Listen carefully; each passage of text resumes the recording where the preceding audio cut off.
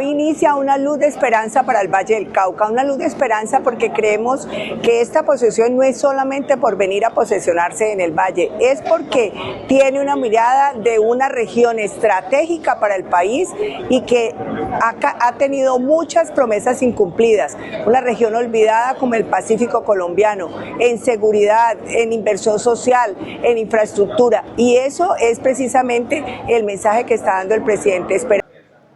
Muy importante el hecho de que hoy la posición presidencial del presidente electo Abelardo de la Espriella, hoy ya presidente de la República, se haya hecho aquí en el departamento del Valle del Cauca. Territorio que tiene mucho para aportarle a Colombia, pero un territorio que históricamente ha estado en la orfandad. Llega el gobierno del presidente Abelardo de la Espriella, que sí va a tener un compromiso con el territorio, que va a tener un compromiso con Cali, con municipios como Buenaventura, con todo el departamento del Valle del Cauca, para rescatar las tres fortalezas que tiene este departamento: su biodiversidad,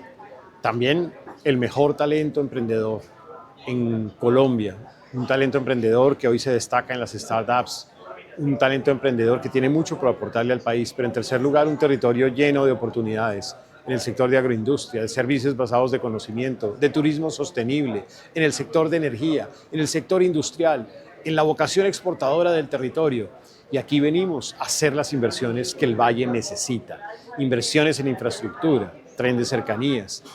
de la misma manera las inversiones en el acueducto de Buenaventura, las inversiones en materia de la vía Mulalá-Lobo Guerrero, el compromiso que tenemos también con un territorio que tiene que avanzar en la concesión en el aeropuerto.